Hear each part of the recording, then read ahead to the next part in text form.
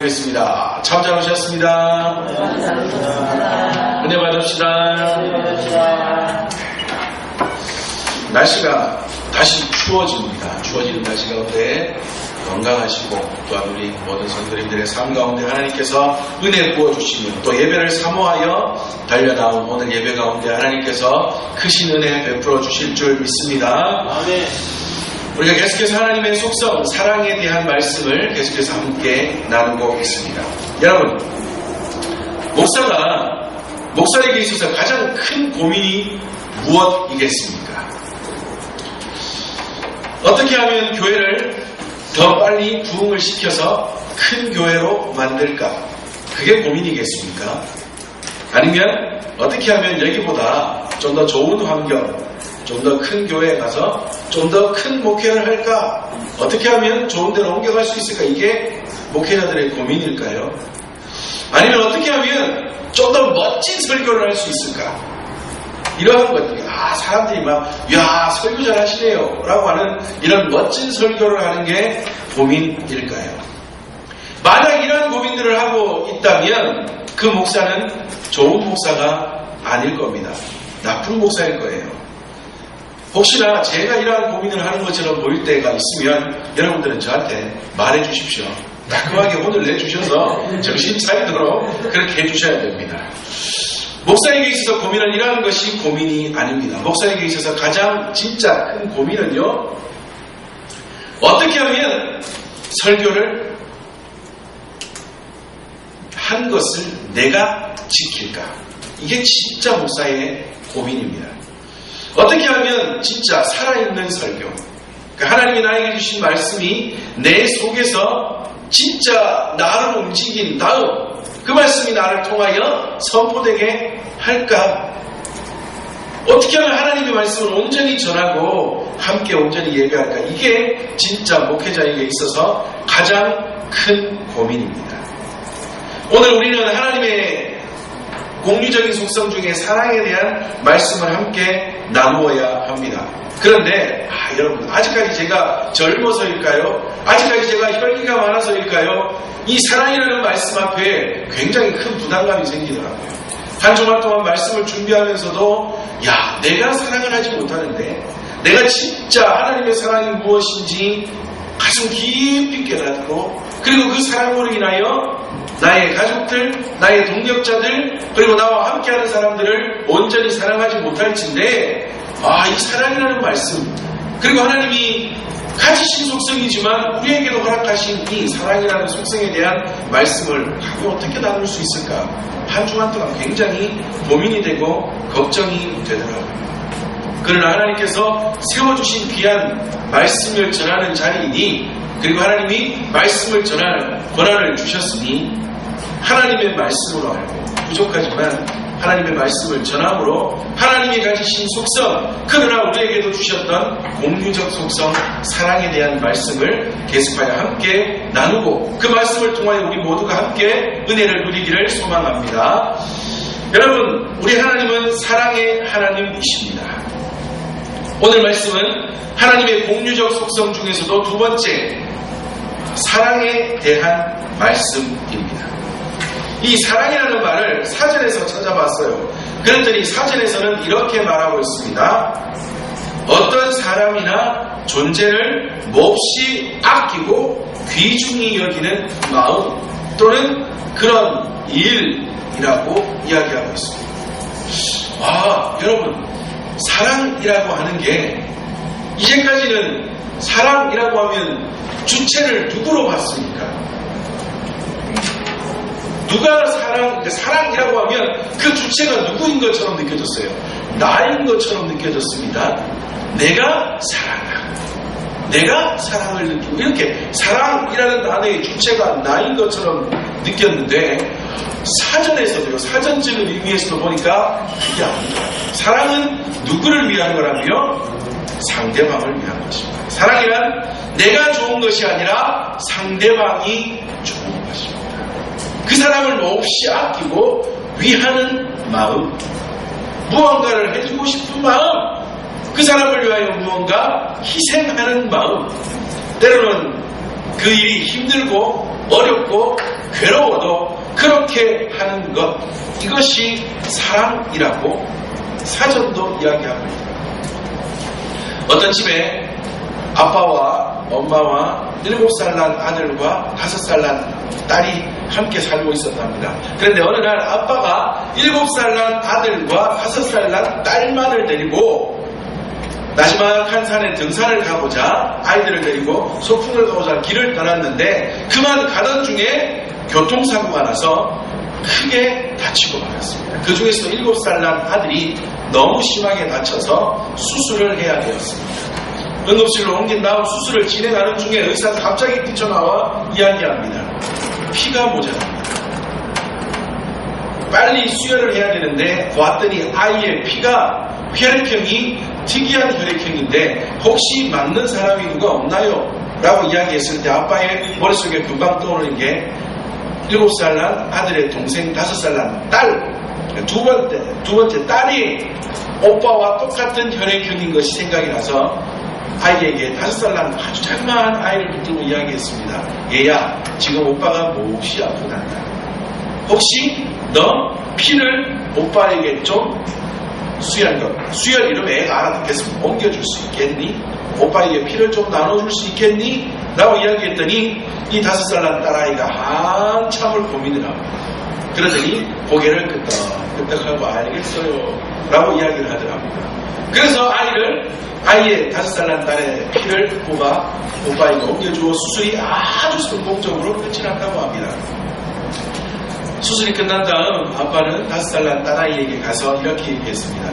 얘야, 네가 오빠에게 피를 나눠줘서 오빠 수술이 아주 잘 되어서 오빠는 이제 건강에 아무 염려 없이 이제 다시 회복되기만 되면 된단다. 그랬더니 이 5살 난 딸아이가 한참을 이렇게 생각하더니 잘 됐네요 라고 이야기하면 또 한마디를 이야기합니다. 그럼 난 언제 죽어요? 그래 아빠가 놀라서 야, 네가 죽다니 무슨 말이야? 그랬더니 그 아이가 하는 말이 피를 나눠주면, 그러니까 나에게서 피를 뺐으니까 나는 죽는 게 아닌가요? 라고 아이가 묻더라고요. 그 아빠가 너무 놀래가지고 야, 그렇다면 너는 네 피가 빠짐으로 네가 죽는다는 것을 알고도 오빠한테 피를 나눠준 거야? 라고 물었더니 그 아이가 이 얘기를 합니다. 예, 왜냐하면 나는 오빠를 사랑하니까요 라고 이야기를 하더라고요. 이야기를 보면서 이게 진짜 사랑이구나.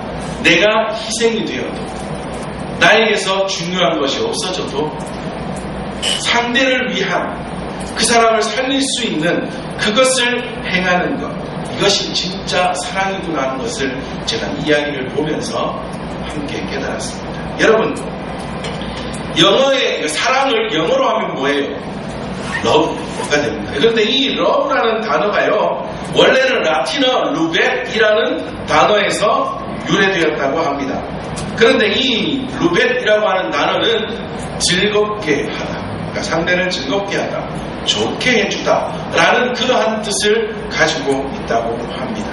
맞습니다. 사랑이라는 말은 나를 희생시키고 그 대가를 치르더라도, 나는 손해보더라도 상대를 즐겁게 해주거나 행복하게 해주거나 살게 하는 것, 이것이 진짜 사랑이라고 말하는 것입니다. 우리가 이 시간 짧은 영상 하나를 보겠습니다. 이 영상은요, 미국의 한 야구 선수가 겪었던 일인데, 영상을 보고 또 함께 계속해서 말씀을 나눠가도록 하겠습니다.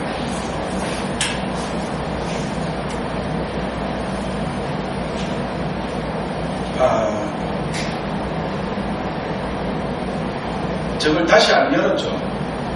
잠시만요. 갔다가 다시 올려야죠. And it's caught by Aviles. Just inside the line from number one. And back at first, they didn't get there. Oh, they got Gillespie.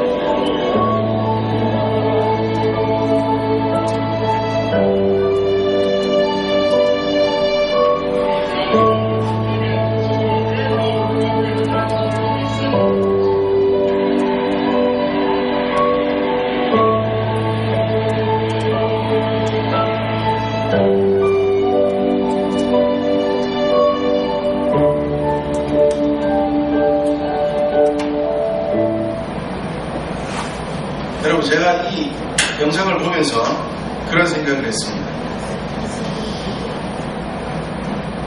세상에 세상의 사람들도 이 사랑이라는 것을 이야기하며 또한 저렇게 아름다운 공동체를 이루어갈 수 있는데, 금방 보여드린 영상을 다시 한번 설명드리는 게 뭔가, 야구선수가 있었는데 아주 실력이 좋은 야구선수였는데 갑자기 슬럼프에 빠집니다. 왜냐하면 그의 딸이 백혈병에 걸린 그것으로 인하여 걱정이 되고 아이를 돌보느라고 슬럼프에 빠져서 실력을 제대로 발휘하지 못합니다.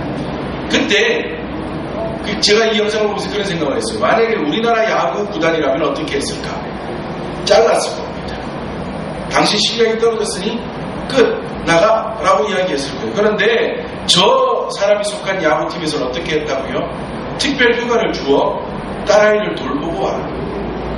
그리고 나서도 아빠가 아이가 항암 치료를 하느라고 머리를 빡빡 다 밀었더니 다 머리가 다 빠지고 나니 아이가 자기의 모습을 이상하게 볼까봐 생각할까봐 아빠가 머리를 다 밀어버립니다. 그 모습을 보고 그 사람이 속해 있는 야구팀에서 어떻게 한다고요? 모든 선수들과 코치와 감독과 심지어 구단주, 그러니까 구단주라고 하면 그 야구팀을 가지고 있는 회사의 회장이 말이에요. 구단주까지 머리를 다 밀고 그 아이와 똑같은 모습을 하고 경기에 나아간다.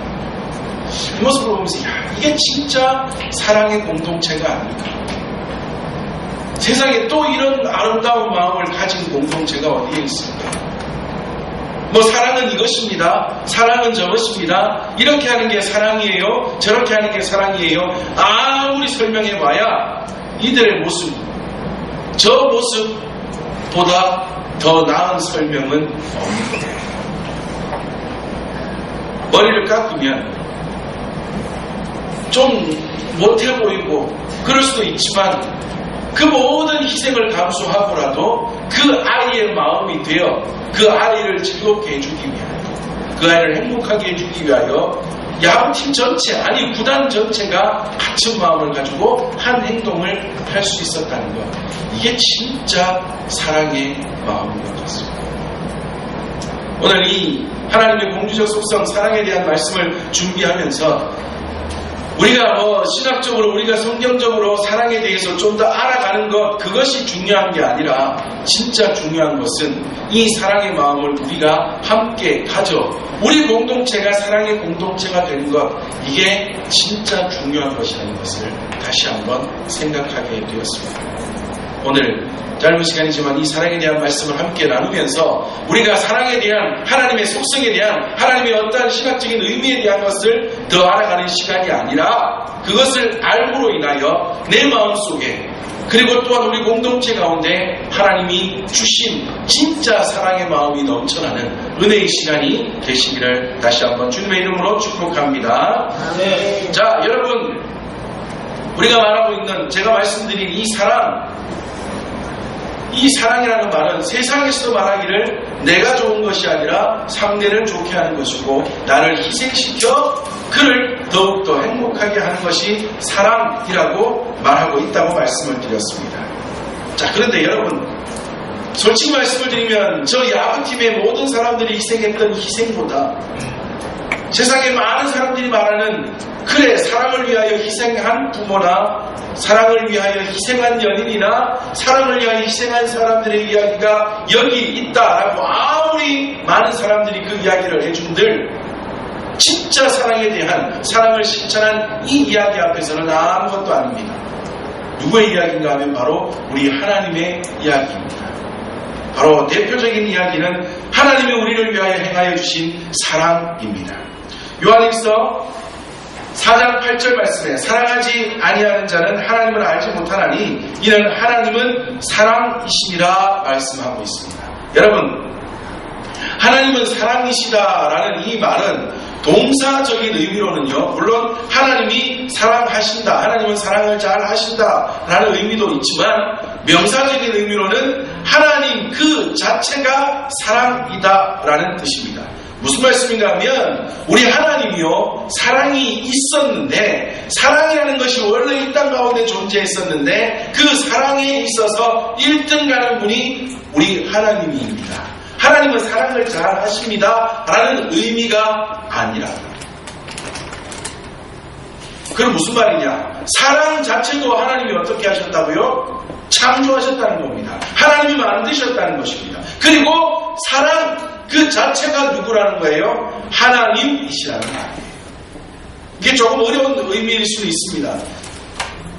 지난주에도 우리가 거룩에 대해서 함께 말씀을 나눌 때도 말씀을 드렸죠. 거룩이라는 것이 존재했었고, 또는 그 전주 같으면 시간이라는 것이 존재했었는데, 그 시간을 초월하신 분이 하나님이시고, 거룩이라는 것이 있는데 그 거룩에 있어서 대표적인 인물이 하나님이시라는 뜻이 아니라, 시간도 어떻게 하셨다고요? 창조하신 하나님, 거룩도 하나님이 계심으로 거룩이라는 것이 의미가 제대로 나타나듯이 이 모든 것에 대하여 하나님이 창조하시고 하나님이 그 자체이시라는 것을 말씀을 드렸는데, 사랑이라는 것도 같은 의미입니다.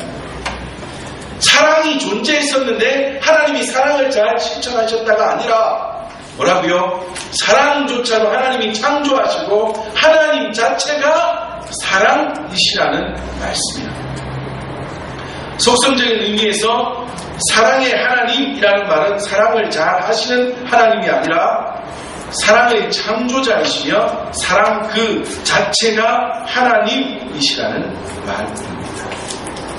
제가 늘 말씀드리는 에베소서 2장 1절 말씀에 허물과 죄로 죽었던 우리들을 살리시기 위하여, 또한 우리를 구원 백성 받으시기 위하여 하나뿐인 아들 예수님을 이 땅에 보내어주신 하나님의 그 행하심, 하나님이 하셨던 그 일, 그 자체가 사랑이라는 것입니다. 이게 하나님의 진짜 사랑입니다. 요한일서 4장 10절 우리가 읽은 본문 말씀에 보면, 사랑은 여기 있으니 우리가 하나님을 사랑하는 것이 아니요 하나님이 우리를 사랑하사 우리 죄를 속하기 위하여 화목제물로 그 아들을 보내셨습니다 말씀하고 있습니다. 여러분, 하나님 우리를 사랑해 주신 그 사랑, 독생자 아들 예수 그리스도를 나를 살리기 위하여 이 땅에 보내주신 하나님의 그 사랑, 그 사랑이 바로 하나님 자체를 말하는 것이며, 그 사랑이 진짜 사랑이라고 성경은 우리에게 가르쳐주고 있는 것입니다. 여러분, 이 일을 누가 할 수 있습니까? 독생자 아들 예수 그리스도, 하나님의 독생자인 예수 그리스도를 남의 집 아들, 원래 우리는 남의 집 아들이었습니다. 누구의 아들이었어요? 마귀의 아들, 공중 권세 잡은 자의 아들이었던 우리, 남의 집 아들이었던 우리들을 살리셔서 누구 아들 삼으시려고? 하나님이 자기 아들 삼으시려고 누구를 희생시키세요? 내 아들을 희생시키십니다. 이게 이해가 되십니까? 옆집 애가 아프대요. 신장을 이식시켜줘야 된답니다. 그런데 그 집안에는 형편이 너무나 어렵고 힘들어요. 어디서 신장 이식을 받을 돈도 없고 형편이 안 돼요. 그런데 내 아들을 보내가지고 내 아들 신장을 빼가지고 옆집 아들을 살린다고 생각을 해보십시오. 이게 옳은 짓이에요? 미친 짓이에요? 미친 짓처럼 보이지 않습니다. 세상에 이런 사람이 어디 있냐? 그런데 우리 하나님이 그것을 하셨다고. 옆집 아들이었던, 마귀의 아들이었던, 진노의 자녀였던 우리들을 살리시기 위하여 하나님은 자기 아들을 보내셔서 어디로? 십자가로 내모시고 죽음으로 내모셔서 그를 희생시킴으로 우리를 살리셨다. 이게 하나님의 사랑, 이게 하나님 그 사랑을 이야기해주는 그 놀라운 사건이라는 것입니다. 여러분, 부모가 아들만 생각하면 그 사람을 우리는 뭐라고 불러요? 아들 바보라고 합니다. 딸만 생각하면 뭐라고 불러요? 딸 바보. 아빠들은 딸 바보가 더 많잖아요. 딸 바보의 대표적인 인물이 누군지 아십니까? 이 사람입니다. 우리가 잘 아는 우리나라 국가대표 유도 선수를 하다가 어쩔 수 없는 상황에 일본으로 넘어가서 일본의 유도 국가대표를 하다가 지금은 종합격투기 선수를 하면서 방송을 하고 있는 추성훈이라고 하는 방송인입니다. 이 아버지, 이 사람의 딸인 저 아이, 일본에서는 굉장히 유명한 아이랍니다. 근데 보면 딸만 보면 맨날 딸만 생각하는 사람. 머릿속에 딸밖에 없는 것 같아요. 그래서 우리는 딸만 생각하는 부모를 딸바보, 아들만 생각하는 부모를 아들바보라고 합니다. 이 말은 진짜 이 사람이 바보라는 말입니까? 그게 아니라 늘 머릿속에 딸 생각만 가득 차 있고 늘 머릿속에 아들 생각만 가득 차 있다는 거예요. 자식을 키우면 그렇지 않습니까? 어디 다른 사람들하고 가서 맛있는 것만 먹어도 머릿속에 뭐가 생각나요? 아이고 우리 애들 먹였으면 좋겠네. 늘 머릿속에 모든 일을 해도 자식이 생각나요. 그래서 우리는 그런 사람들을 아들바보, 딸바보라고 부릅니다. 우리 하나님이 바보예요. 우리 하나님이 바보 하나님입니다. 우리 하나님은 우리 바보 하나님. 하나님은 머릿속에 우리 생각밖에 없으신 분이에요. 나를 살리시기 위하여, 나를 온전케 하시기 위하여, 나를 구원백성 삼으시기 위하여 자기 독생자를 예수 그리스도까지 희생시키신, 머릿속에 온통 우리 생각밖에 들어있지 않으신 우리 하나님은 바보 하나님이십니다. 어떤 아빠가 딸을 데리고 바닷가에 저렇게 바위가 길게 내뻗어 있는, 그래서 바로 바다가 보이는 그 바위 끝에 가서 딸에게 이렇게 이야기했습니다. 딸아, 하늘을 한번 쳐다보거라. 하늘을 봤더니요, 하늘이 아주 푸르게 크게 열려져 있습니다. 이번에는 바다를 한번 보거라. 바다를 봤더니 아주 깊은 바다, 그리고 아주 넓은 바다가 보입니다. 그랬더니 아빠가 이야기했어요. 얘야, 저 하늘보다 더 넓은 것이 우리 하나님의 사랑의 마음이란다. 저 바다보다 더 깊고 끝없는 것이 우리를 사랑하신 하나님의 사랑하심이란다. 라고 이야기했더니 딸이 이렇게 이야기합니다. 아빠, 그렇다면 하나님의 사랑이 이처럼 높고 깊고 끝없이 광활하다면 우리는 그 한가운데에 살고 있네요. 아빠는 놀랬대요. 그냥 이 아빠는 뭐를 알려주고 싶었냐 하면 하늘처럼 높고 넓은 하나님의 사랑, 바다처럼 깊고 넓은 하나님의 사랑, 이것에 대해서 알려주고 싶었는데 딸은 뭐를 느꼈어요? 그렇다면 하나님의 그 넓으신 사랑 한가운데 우리가 서서 살아가고 있네요. 참 우리는 행복한 사람이네요. 그것을 딸은 느꼈다. 여러분, 봄이 되면 푸르른 잔디가 있는 아주 넓은 들판에 나가서 잔디밭 한가운데 딱 서 있으면 기분이 어때요? 너무 좋습니다. 이런 푸르른 잔디, 그 넓은 잔디 한가운데 딱 서 있으면 온통 세상이 뭐처럼 보여요? 잔디밭처럼 보여요. 우리는 하나님의 그 넓으신 사랑, 끝없는 하나님의 사랑, 넓은 하나님의 사랑의 잔디밭 가운데 한가운데 서서 살아간다 이 말이에요. 이 말은 무슨 말인가 하면 어디로 가도 뭐밖에 없어요? 하나님 사랑밖에 없다. 이쪽으로 가서 살아도 하나님 사랑, 저쪽으로 가서 살아도 하나님 사랑, 이쪽으로 가서 살아도 하나님 사랑, 늘 하나님의 사랑, 그 한가운데 살아가고 있는 우리들이라는 거예요. 하나님은 이처럼 우리를 사랑하시고 하나님은 이처럼 사랑의 하나님이십니다. 자, 그렇다면 우리는 어떻게 해야 될까요? 자, 우리가 계속해서 지금 살펴보고 있는 말씀이 하나님의 어떤 속성이요? 공유적 속성입니다. 공유적 속성이라는 말은 하나님에게도 있지만 누구에게도 있는 것이요, 우리에게도 있는 것이라는 말입니다. 그러므로 하나님이 우리를 이처럼 사랑해 주셨다면 우리는 어떻게 해야 돼요? 우리도 사랑해야 된다는 말이에요. 우리가 읽은 본문 요한일서 4장 11절 말씀에 사랑하는 자들아, 하나님이 이같이 우리를 사랑하셨은즉 우리도 서로 사랑하는 것이 마땅하도다 말씀하고 있습니다. 우리는 나의 가족, 이웃, 모든 이들을 사랑해야 하고 또한 무엇보다 하나님이 사랑하셨던 세상을 사랑하는 자가 되어야 합니다. 하나님이 세상을 이처럼 사랑하사 독생자를 주셨으니 하나님이 독생자를 희생을 치르시면서 구원하셨던 이 세상 우리도 사랑해야 합니다. 그리고 뿐만 아니라 나의 가족들, 나와 함께하는 모든 사람들을 사랑하며 살아야 합니다. 그런데 여러분, 우리가 진짜 진정한 사랑을 하지 못하는 그 이유가 어디에 있는지 아십니까? 이 세상에 너무나 사랑이라는 말이 너무나 많이 퍼져 있음에도 불구하고 진짜 사랑이 존재하지 않는 이유가 무엇인지 아십니까? 그것은 무엇인가 하면 진짜 사랑인 하나님의 사랑이 아닌 세상의 사랑을 진짜 사랑으로 알고 있기 때문이에요. 세상의 사랑은 너무나 세속적인 사랑입니다. 가수들은 노래합니다. 사랑 사랑 누가 말했나, 향기로운 꽃보다 진하다. 또는 옛날 제가 좋아했던 한 가수는 이렇게 얘기합니다. 사랑은 연필로 쓰세요. 지우기가 너무너무 편하니까요. 가사는 되게 좋게 보이는데 그 속을 들여다보면 어떤 의미예요? 굉장히 질 낮은 사랑을 노래하고 있다. 사랑을 썼다가 지우면 된답니다. 쉽게 지우기 위해서 연필로 쓰랍니다. 그냥 사랑은 향기로운 그냥 꽃보다 진한 모든 사랑이라는 것을 이야기하면 어떤 이야기만 해요? 남녀의 사랑만 사랑인 것처럼 이야기하고 있다.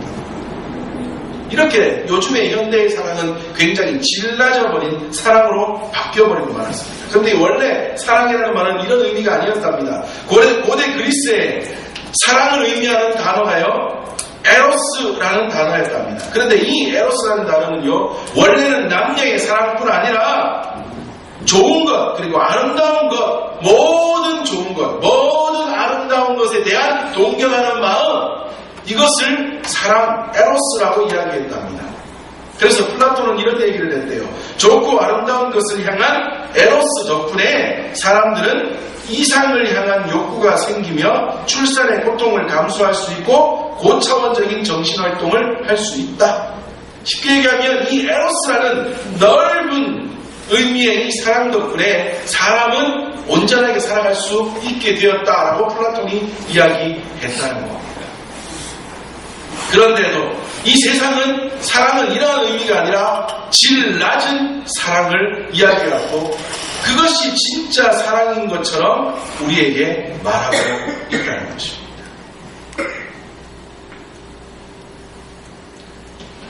이것은 진짜 사랑이 아니에요. 하나님 우리에게 가르쳐 주셨던 그 사랑, 나를 희생시키고도 상대를 더욱더 즐겁게 하거나 행복하게 하거나 아니면 그를 살게 하는 그 모든 행동들, 그 모든 말들, 그 모든 일들이 사랑이라고 우리에게 가르쳐주고 있다는 것입니다. 자, 그렇다면 우리는 그런 사랑, 진짜 사랑, 하나님 우리에게 가르쳐주셨던 진정한 사랑을 하기 위해서 우리는 어떻게 해야 하겠습니까? 하나님의 사랑을 닮아 진정한 사랑, 상대를 위한 사랑을 할 수 있는 방법이 무엇이 있겠습니까? 저는 이렇게 생각해 봤습니다. 첫 번째, 한 번 더 생각하는 것입니다. 여러분, 우리 한자로 사랑은 어떻게 써요? 사랑 애자를 씁니다. 그런데 이 한자어 사랑 애자가 사랑이라는 의미를 담은 것은요, 16세기가 지나서랍니다. 원래 우리 민족은 사랑을 어떻게 썼냐면 이렇게 썼대요. 사량. 한자로 사량이 뭐예요? 생각의 양이에요. 양자는 헤아릴 양 또는 양양 말이에요. 그러므로 생각을 헤아리는 것 또는 생각의 양을 사랑이라고 16세기 이전 우리 옛 어른들을 뜻하고 이 단어를 썼다는 거예요.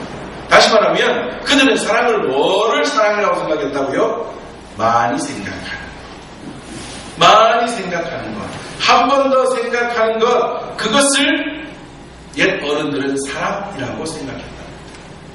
상대를 위해서 많이 생각하고 한 번 더 생각하고 말을 하거나 행동하는 그것을 옛 어른들은 사랑이라고 생각합니다. 이것이 지금의 사랑, 사랑 애자로 변하는 것 16세기 다음이고요.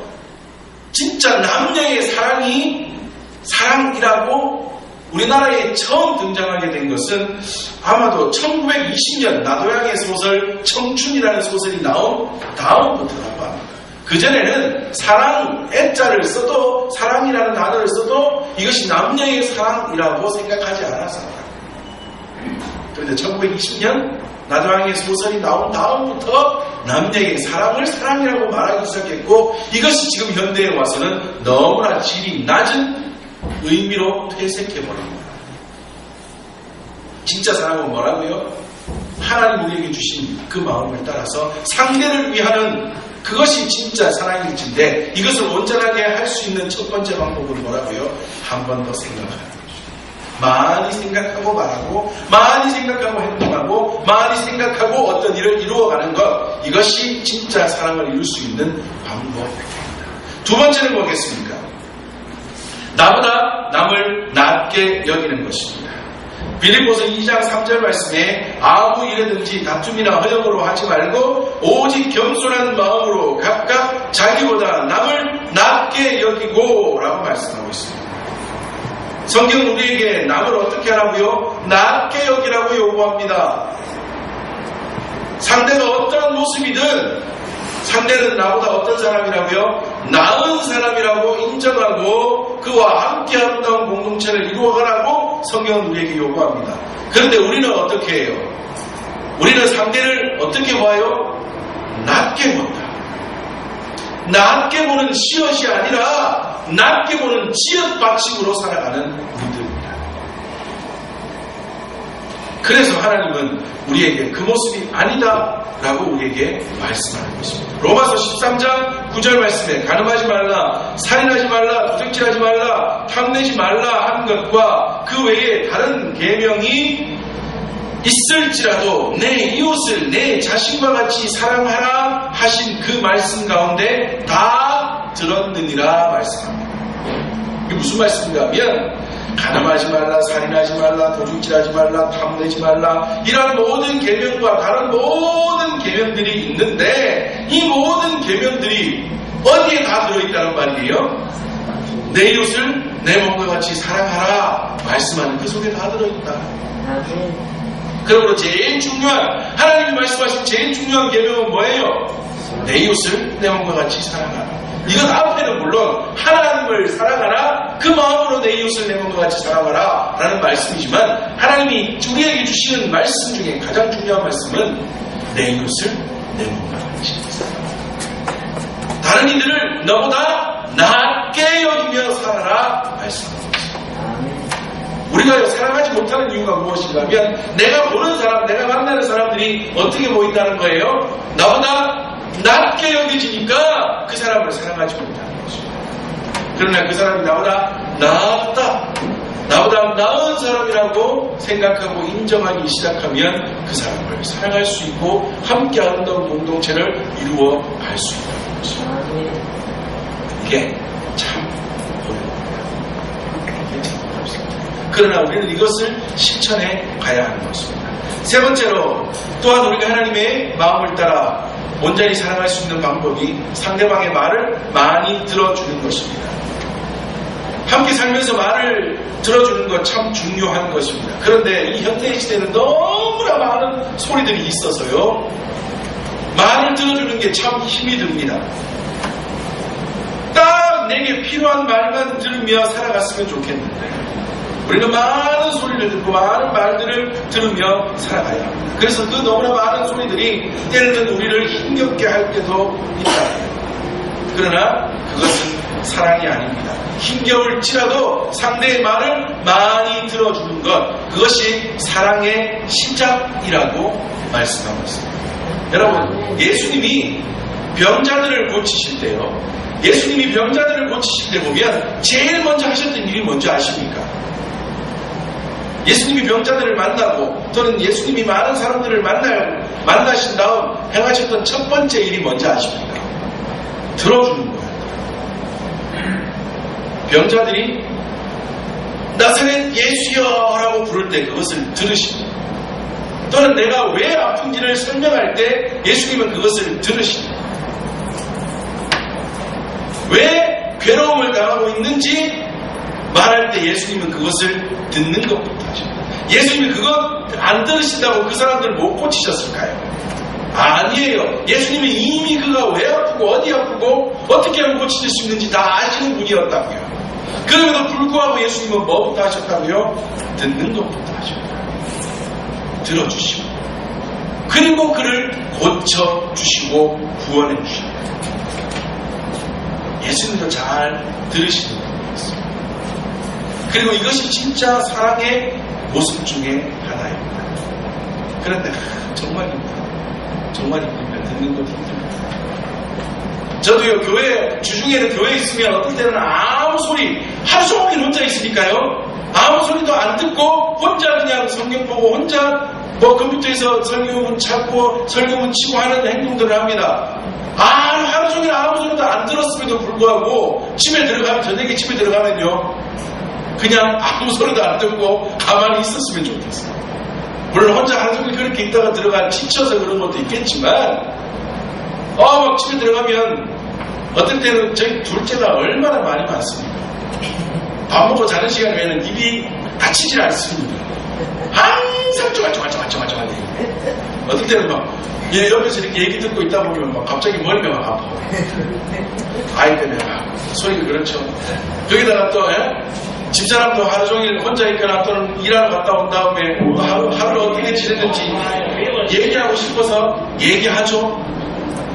그러다 보니까 어떨 때는 혼자 가만히 있고 싶은데 말들이 많이 들려오니까 어떨 때는 힘들 때가 있어요. 그런데 그게 사랑이 아니다. 그럴지라도 어떻게 해야 된다고요? 들어주어야 합니다. 사랑은 말을 많이 듣는 데서부터 시작합니다. 상담가들이 찾아오는 내담자들의 마음을 풀어줄 수 있는 가장 좋은 방법이 뭐라고 생각하고 그 내담자들을 상담하는지 아십니까? 약을 주는 것도 아니에요. 아주 좋은 조언을 들려주는 것도 아니에요. 뭐부터 한다고요? 듣는 것부터. 찾아오는 내담자들이 말을 그냥 1시간이고 2시간이고 자기의 속에 있는 모든 말들을 다 끌어내어 말하도록 만든다. 신기한 건요, 그렇게 속에 있는 말들을 다 끌어내어 말하면 상담자가 그것을 다 들어주고 맞다 그렇겠네요, 힘들겠네요, 아이고 어려웠겠네요, 괴로웠겠네요, 어쩌노 반응만 해주면 반 이상은 치료돼버립니다. 반 이상은 치료돼버립니다. 그게 참 신기합니다. 듣는 게 사랑이에요. 듣는 게 사랑. 오늘 우리 하나님께서 우리에게 주셨던 공유적인 속성, 하나님의 사랑에 대한 말씀을 함께 나누었습니다. 하나님이 사랑이시라는 것, 하나님 자체가 사랑이시라는 것 우리는 잘 기억하며, 또한 하나님이 그 사랑을 우리에게도 허락하시고 우리도 사랑하는 자가 되어라 말씀하여 주셨다는 것 잘 기억하시면서 우리도 사랑의 사람이 되어 살아가는 우리 모든 믿음의 식구들 되시기를 주님의 이름으로 축복합니다. 이웃을 사랑해야 합니다. 우리 가족들을 사랑해야 합니다. 모든 자들을 사랑해야 합니다. 자, 그런데 진짜 사랑을 할 수 있는 방법 많은 다른 방법이 있겠지만 오늘 나눈 말씀으로 함께하면 뭐가 있다고요? 한 번 더 생각하는 것입니다. 이웃 다른 사람에게, 상대방에게 말을 하든 행동을 하든 무엇을 하든 뭐부터 하라고요? 한 번 더 생각을 하는 것입니다. 두 번째는 어떻게 하라고요? 그 사람이 나보다 나은 사람이라고 인정을 하고 대하는 것. 이게 사랑의 방법입니다. 세 번째는 뭐라고요? 잘 들어주는 것입니다. 잘 들어주는 것. 잘 들어주면 그 가운데서 사랑이 일어날 수 있다는 것. 잘 기억하시면서 하나님 우리에게 주신 공유적인 속성, 사랑 잘 실천하여 나도 하나님 주신 행복을 누릴 뿐 아니라 나와 함께한 가족, 우리 교회 공동체, 그리고 내가 속한 모든 공동체를 아름답게 이루어가며 하나님이 기뻐하시는 온전한 모습으로 살아갈 수 있는 저와 우리 모든 믿음의 식구들 되시기를 주님의 이름으로 축복합니다. 함께 기도합시다. 하나님, 우리도 사랑하는 자가 되겠습니다.